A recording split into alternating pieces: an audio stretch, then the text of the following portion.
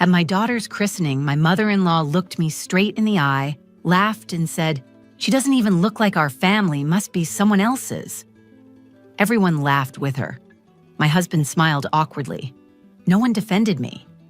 I sat there holding my baby, trying not to cry as the sound of their laughter sank into my skin like poison. I could barely breathe. I just kept rocking Liana in my arms, pretending I didn't hear, pretending it didn't hurt, pretending it was a joke. But it wasn't. I knew what Judith meant. She always found a way to cut me down, especially when she had an audience. I looked around the patio, smiling faces, plates of food, clinking glasses. It was supposed to be a day of love, a celebration of our baby girl. Instead, I felt like I didn't belong in my own life. And then, just as I was about to excuse myself and hide in the bathroom, my stepdaughter, Eevee, 8 years old, quiet, always watching, stood up, pushed her curly hair behind her ears, and said, loud enough for everyone to hear, "She's right. Liana doesn't look like their family. She looks like her real dad, the one Grandma cheated with." The laughter stopped. Every fork froze in midair. The air went still. My mother-in-law's smile vanished. All eyes turned to Eevee. I couldn't move. I couldn't even blink. Did she just say what I think she said? My heart was pounding. And in that moment, everything I thought I knew about this family, about that woman, and about what kind of silence I had accepted, shifted. My name is Cassidy. I'm 30 years old, and for most of my adult life, I've been the kind of person who stays quiet to keep the peace. I learned early on that in some families, especially the kind you marry into, peace often means silence. But nothing in my life prepared me for marrying into Nolan's family. Nolan and I met at work. He was quiet, responsible, a single dad to a sweet little girl named Eevee. I fell for him fast. He made me feel seen, like I mattered. Eevee and I clicked right away. She was only 5 then, full of curiosity and kindness. I felt like I was being given the chance to build a family, to love someone else's child like my own, and eventually bring one of my own into the world. That dream carried me through the early months of our marriage. What I didn't fully understand, what no one really warns you about, is how marrying a man can sometimes mean marrying his entire family. And Nolan's mother, Judith, was a force of nature in all the worst ways. From the moment we met, she made it clear I wasn't good enough. I was too soft, too emotional, not as strong as Nolan's ex-wife, who Judith still spoke about with admiration, like she hadn't also left Nolan for a yoga instructor 2 years before I showed up. Every family event was a test, and I was always the one failing. I dressed too casually or too formally. I asked too many questions or stayed too quiet. She'd introduce me to people as Nolan's new wife, instead of by name. At first I brushed it off. I figured she'd warm up. I thought if I tried hard enough, she'd see how much I loved her son and granddaughter. She never did. By the time I got pregnant with Liana, I had given up trying to impress her. I focused instead on building something safe with Nolan and Eevee. I had a difficult pregnancy, nausea every day, back pain that kept me from sleeping, and stress that clung to me like a second skin. But I was excited. Liana was going to be our fresh start, the little girl who brought us all together. The christening was supposed to be a small celebration. We held it at Judith's house because Nolan insisted it would mean a lot to her, and I was too tired to argue. The guest list was just close family and a few neighbors. Judith arranged everything. The food, the decorations, even the music. She had her hands in every detail, and of course, she never once asked what I wanted. Still, I told myself it would be fine. One day, one event. We could get through it. I spent the entire morning getting Liana ready. She wore a white lace gown with a matching bonnet. Nolan said she looked like an angel. I remember holding her in my arms and thinking, this is it. This is one of those moments you remember forever. I wanted it to be perfect. When we arrived, the backyard was already buzzing. Judith had turned it into a full garden party. White tablecloths, floral centerpieces, a little stage for the priest. People greeted us with smiles. Some even kissed Liana's forehead. But I noticed right away that Judith barely looked at her. She didn't say she was beautiful. She didn't even hold her. She made a comment about how pale Liana was and then disappeared to check on the appetizers. The ceremony itself was brief. The priest was kind, gentle with Liana. Nolan stood beside me holding Eevee's hand. For a moment, I let myself believe everything was okay, that maybe I was just imagining Judith's coldness, that maybe motherhood had changed something in her too. I wanted to believe that. After the blessing, everyone moved to the food tables. Judith handed out mimosas and started directing people to take pictures. I posed for a few, holding Liana while Eevee stood beside me. I kept smiling even though my feet hurt and the heat was starting to get to me. Nolan disappeared into the kitchen to help his cousin with the drinks. I was left alone, surrounded by his relatives, trying to stay upbeat. That's when it happened. Judith walked over, looked right at Liana, and in front of everyone said, "She doesn't even look like our family, must be someone else's baby." The words hit me like a slap. For a second, I thought I misheard her, but then I heard the laughter. Her sisters, her friends, even Nolan's cousin all laughed along like it was just a quirky old woman being funny, like it didn't carry poison in every syllable. I stood there frozen holding my baby, wondering what I was supposed to say. Defend myself? Laugh too? Say nothing? I looked around for Nolan, but he was still inside. No one said anything. Not one person told her she was out of line, and that's when it all started unraveling. I stood there holding my baby while everyone laughed at what Judith had said. She was still smiling, pleased with herself, soaking up the attention like she had just delivered the joke of the year. But it wasn't a joke. It was a message. One she had probably rehearsed, waiting for the right moment to humiliate me. Liana stirred in my arms, her tiny face twitching in sleep. I looked down at her and felt a sharp, protective heat rise up in my chest. My baby, my little girl. This day was supposed to be for her, a celebration of her life, her place in this world, and here I was shrinking under the weight of someone else's cruelty. I glanced around the patio. No one looked at me directly. A few were smirking, a few turned away, pretending to be distracted by their plates. I locked eyes with Judith's husband, Frank. He gave me a weak, embarrassed smile before looking at the ground. I knew he wouldn't say anything. He never did. He had spent years surviving Judith by staying quiet. Nolan finally came back outside carrying a tray of lemonade. I walked over to him, desperate for something, anything. Comfort, outrage, at least an acknowledgement that I had just been publicly shamed. I leaned in and whispered, "Did you hear what your mom said?" He gave me that same tired look he always gave when it came to her. "Just ignore her," he said. "She's trying to get a rise out of you. Don't give her the satisfaction." I blinked at him. "She said our baby must be someone else's, that she doesn't look like you or anyone in your family." He sighed and set the tray down. "Cass, come on, it's a family party. Can we not do this right now?" There it was, not just dismissal, blame. Like I was the one ruining the day because I couldn't take a joke. I wanted to scream, but I couldn't, not with everyone watching. So I smiled tightly, nodded, and walked back to the table, gripping Liana a little closer to my chest. I sat down on the edge of the patio, away from the main group. I stared at the garden. It was perfectly trimmed, the flower beds in symmetrical rows, the fountain trickling like nothing ugly could ever happen here. I bounced Liana gently in my arms, whispering soft things to keep her calm. But inside, my mind was spinning. This wasn't just about Judith anymore. It was about Nolan. It was about how many times I had swallowed her insults to keep things peaceful. How often I had let myself be the punching bag just so he wouldn't have to choose between me and his mother. I had tried to be understanding. I had tried to be the bigger person. But now I was a mother too, and that changed everything. A few minutes passed.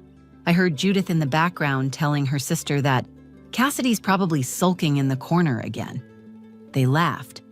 I clenched my jaw and looked down at Liana, who was now awake and staring up at me, blinking slowly like she trusted the world to be kind because she hadn't yet learned otherwise. That crushed me more than anything. I had promised myself I'd protect her from the kind of pain I had grown up with. Feeling less than, being ignored, always having to prove I was worthy of love. I was still lost in thought when I felt a small hand tap my arm. It was Eevee. "Hey," she said. Her voice was quiet but steady. "Are you okay?" I nodded quickly. "I'm fine, sweetie." "You don't look fine." I tried to smile. "It's just been a long day. Grown-up stuff." She sat down cross-legged beside me on the grass. "Grandma was being mean again, wasn't she?" I didn't answer right away. I didn't want to drag her into it, but I also knew she wasn't stupid. She noticed everything. She said Liana doesn't look like anyone in the family, Eevee added. That's not true. She looks like you. I smiled at that. It meant more than she knew. Thank you, I said. That means a lot. Eevee played with a blade of grass between her fingers. Why is Grandma always so mad at you? I shook my head. I don't know. Maybe because I'm not what she expected. She doesn't like anybody. She didn't even like Mommy when she was still here. That surprised me. Eevee rarely talked about Nolan's ex-wife. I didn't push. I just let her sit there beside me, the two of us watching Liana's tiny hand curl around the edge of her blanket. Then, without warning, Eevee stood up. Where are you going? I asked. She turned to me, calm and determined. To say something. Before I could stop her, she walked back to the group and made her way toward Judith, who was now sitting at the main table, laughing with Nolan's aunt. Eevee climbed up onto one of the benches and stood there, steady and quiet, until everyone noticed her. I felt my stomach drop. I didn't know what she was going to do, but something in her face told me this was no ordinary moment. That was the instant the air changed. Something was coming and none of us were ready for it. Eevee stood on the bench like she belonged there. She wasn't fidgeting, she wasn't smiling. She was completely still, hands at her sides, her small face set with a calm focus that I had never seen in her before. She looked like a kid delivering a school speech, only this wasn't rehearsed and it wasn't for show.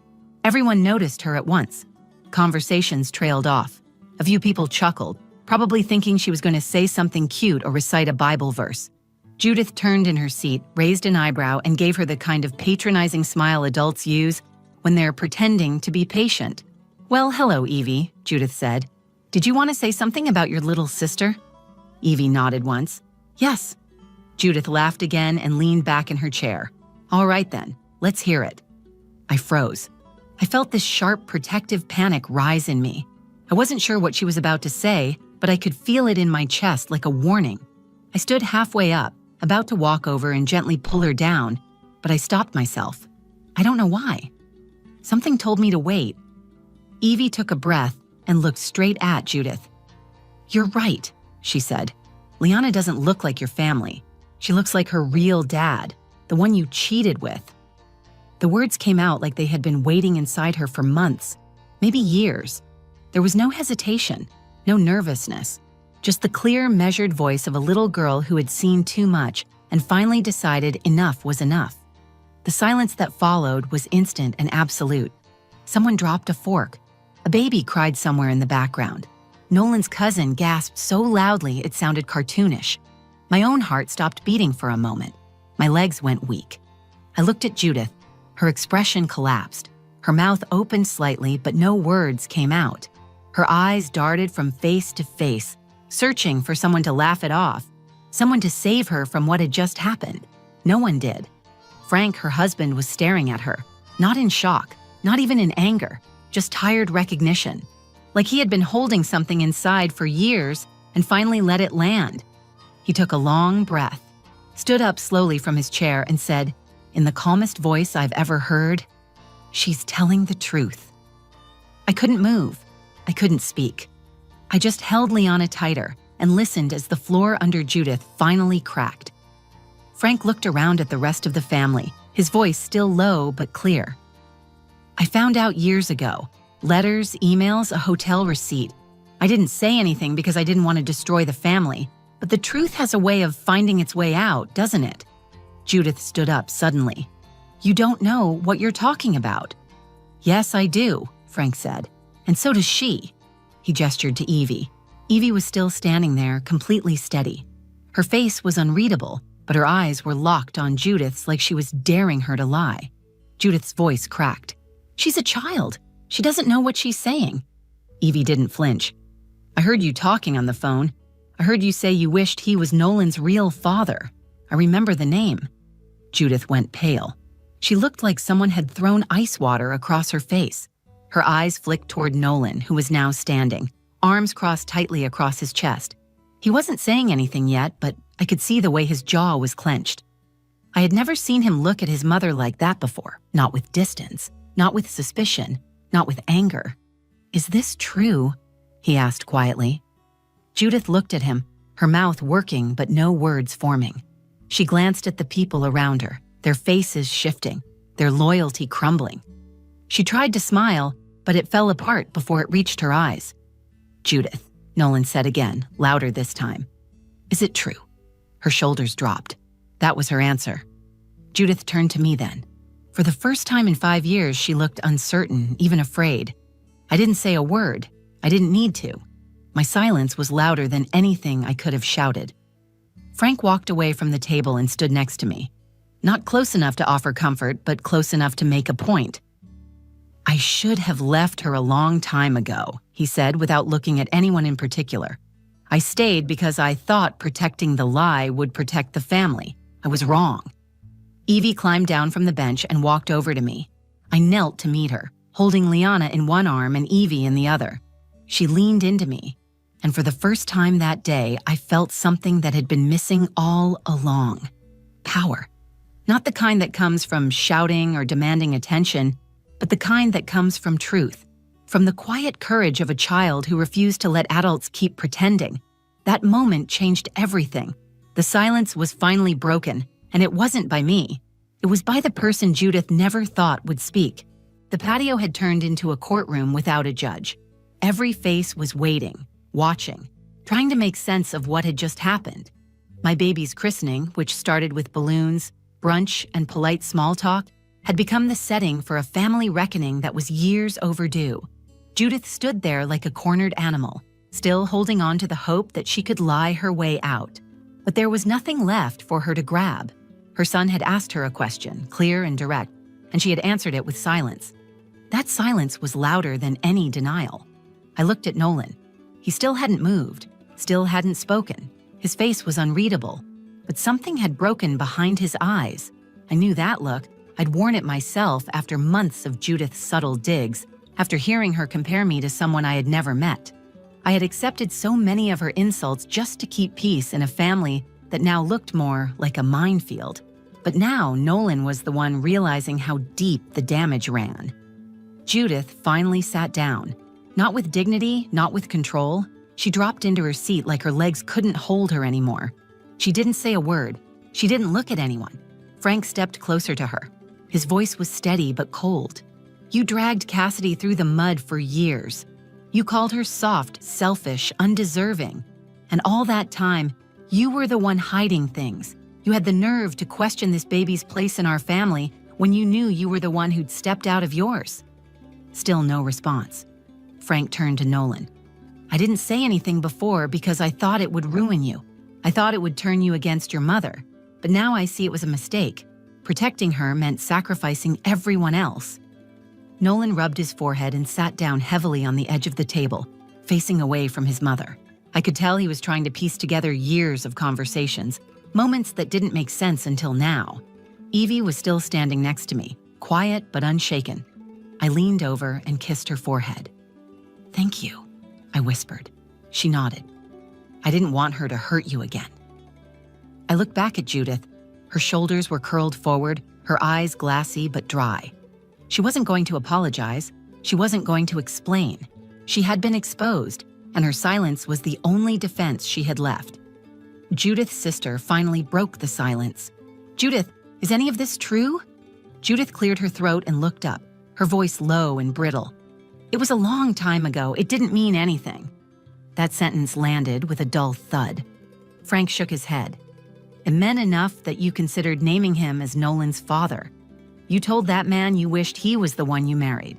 I saw it. I read it. Don't pretend it was a moment of weakness." She glanced at Nolan, and for the first time, she looked scared. "I loved you, I still do," she said to him. "Everything I did was to protect you." "By insulting my wife?" Nolan asked. "By humiliating her at our daughter's christening? If this is how you show love, I don't want it." Her face tightened, but she didn't argue. She knew she had nothing left to stand on. Nolan stood and walked toward me. He looked at Liana, then at Eevee, then at me. "I'm sorry," he said. "I should have stopped this a long time ago. I let her get away with too much because I didn't want to see who she really was." I nodded, holding Liana close, trying to keep my voice steady. "I tried so hard to be accepted. I thought if I kept my head down, eventually she'd come around. But it was never about me, Nolan. It was about her needing to feel in control. He looked back at Judith. We're done playing by your rules. Judith didn't respond. She just sat there, shrinking smaller by the second, as if the weight of her secrets was finally too much to carry. Frank walked over to Eevee and rested a hand on her shoulder. You did the right thing, he said. Don't ever be afraid to speak the truth. Eevee smiled slightly, but her eyes stayed serious. She understood more than any child her age should have to, and it broke my heart and healed it at the same time. The rest of the family began gathering their things. No one said much. No one defended Judith. Most of them avoided eye contact with her entirely. A few stopped to hug me. One of Nolan's cousins whispered, I'm so sorry you've been dealing with this. We had no idea. I nodded politely but didn't speak. My focus was on my girls. Eevee walked beside me. Liana slept soundly in my arms, blissfully unaware of the storm she had unknowingly been born into. As we left the backyard, Nolan held the gate open for me. He didn't try to explain or excuse anything. He just followed behind us quietly, like he finally understood who he needed to protect. The truth had come out. Judith had finally been unmasked, and while it didn't erase the pain, it changed everything. The silence was broken. The lie was over. We didn't speak to Judith for a while after the christening. Not a word. No texts. No calls. No half-hearted apologies wrapped in guilt trips. Just silence. And for the first time in a long time, it was the kind of silence that felt safe. The very next day, Nolan sat down with me at the kitchen table while Eevee played quietly in the living room. He looked tired. He hadn't slept much. I hadn't either. I don't know how I didn't see it, he said. All those years I thought she was just difficult. I didn't realize how much she had hurt you, how much I let her. I wanted to be angry. I wanted to unload everything I had carried alone for so long, but all I could say was, you see it now? That's what matters. He nodded slowly. I want to fix this. I want to be better. I don't want our girls growing up thinking that silence is the same thing as peace. That was the moment I knew we had a chance, not because things had been magically solved, but because he finally saw the cracks in the foundation and wanted to rebuild it with me. Not for his mother, not for appearances, but for us.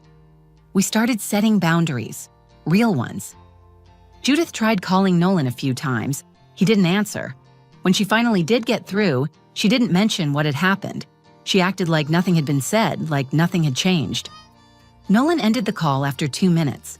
That alone was a shift I never thought I'd see. Frank called me a week later. He apologized, not just for what happened at the christening, but for all the years I had been left alone in that family.